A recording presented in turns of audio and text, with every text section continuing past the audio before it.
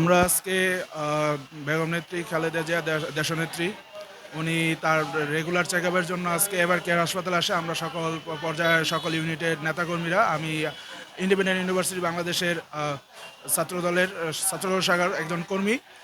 তো ওইখানে যখন নেত্রী আসে আমরা সবাই গাড়ির সামনে নেত্রীকে অভিনন্দন জানাচ্ছিলাম, তার দীর্ঘায়ু দীর্ঘ সুস্থতা প্রদান আশা নিয়ে তার সাথে আগমনের শুভেচ্ছা জানাচ্ছিলাম। সেই মুহূর্তে কর্মীদের ঢলের কারণে সেখানে কিছু অপ্রীতিকর ঘটনা ঘটে, যার মধ্যে অনেক চোর চোর অথবা অনিচ্ছাকৃতভাবে অনেকের ফোন মোবাইল রাস্তাঘাটে পড়ে যায়, সেখান থেকে হারিয়ে যায় আর কি সকলেরই। তো এই মুহূর্তে আমার আইফোন 13 মোবাইলটা হারিয়ে গেছে, গ্রিন কালারের। তো আমরা আজকে থানায় আসছি জিডি করতে। এখানে আমাদের জিসান ভাই আছেন, ওনার ফোনটাও হারিয়ে গেছে A50। আসলে আমাদের আমাদের প্রাণপ্রিয় নেত্রী দেশনেত্রী বেগম খালেদা জিয়াকে আমরা হসপিটালে সিএফ করতে গিয়েছি।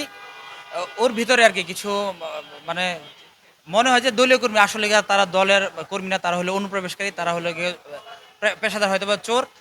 মানুষের যে এই ভিড়কে ওরা কাজে লেগে আমাদের যে আমাদের সহজ সরল অবস্থাকে কাজে লেগে ওরা কি আমাদের মোবাইলগুলো ছিনিয়ে নিয়ে গেছে। আমারও একটি ফোন নিয়েছে, অসংখ্য লোকের ফোন এখান থেকে আজকে ছিনিয়ে নিয়ে গেছে ওরা। আসলে আজকে দেশনেত্রী বেগম খালেদা জিয়ার প্রোগ্রামে আমরা এভার কেয়ার হসপিটালের গেটে যখন ম্যাডামের গাড়ি ঢুকতেছিল, ঠিক তখন অনেক হুড়াহুড়ি ধাক্কাধাক্কি হয়। আসলে এখানে কিছু দুর্বৃত্তকারী সবসময় এই ঘটনাগুলো ঘটে থাকে। আমাদের সিনিয়র নেতাকর্মীর কথা শোনো না তারা, এখানে সিনিয়র যারা তাদের কথা শোনো না, তারা ধাক্কাধাক্কি করে মানুষের পকেট থেকে মোবাইল, যার যার যে জিনিস পাই সেটাই না। আমার পকেটের চেন লাগানো ছিল, তারপরেও আমি ম্যাডামের ছবি তোলার পরে পকেটে মোবাইলটা রেখেছি। হ্যাঁ, এই 30 সেকেন্ড পরেই পকেটে হাত দিয়ে দেখি মোবাইলটা নাই। আসলে আর সুষ্ঠু প্রতিকার দরকার। হ্যাঁ, আমার স্যামসাং M14 ফোন হারায় গেছে। হ্যাঁ, আমরা এর একটা সুষ্ঠু তদন্ত এবং সুষ্ঠু বিচার দাবি করছি।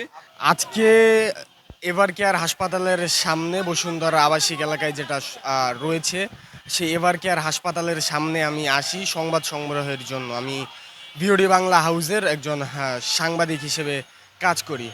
তো ভিড়ের এক পর্যায়ে যখন আমি খালেদা জিয়ার যে গাড়িবহর ছিল সেই গাড়িবহরের নিচটি কাভার করছিলাম, কাভার করার এক পর্যায়ে আমার পকেট থেকে যে মোবাইল ছিল সেই মোবাইল ফোনটি নিয়ে যায়। কখন নিয়েছিল সেটি সঠিক আমি বলতে পারছি না, কিন্তু ঘটনা যখন ঘটেছে তার কিছুক্ষণ পরে আমি টের পাই আমার পকেটে মোবাইল ফোনটি নেই। তো ইনস্ট্যান্ট আমি আমার যে নাম্বার সেই নাম্বারে কল করি, এবং কল করার পরে প্রায় আধা ঘন্টারও অধিক সময় ধরে কল ঢুকছিল, তারপরে ফোন বন্ধ হয়ে গিয়েছে। এমন ঘটনা শুধু আমার সাথেই না, আমি ভাটানা থানায় এসে একটি ডায়েরি, সাধারণ যে ডায়েরি বা জিডি যেটাকে বলে, সেটি দায়ের করেছি। এবং দায়ের করতে এসে লক্ষ্য করলাম যে আমার সাথে এমন ভুক্তভোগী আরও 3 থেকে 4 জন রয়েছেন।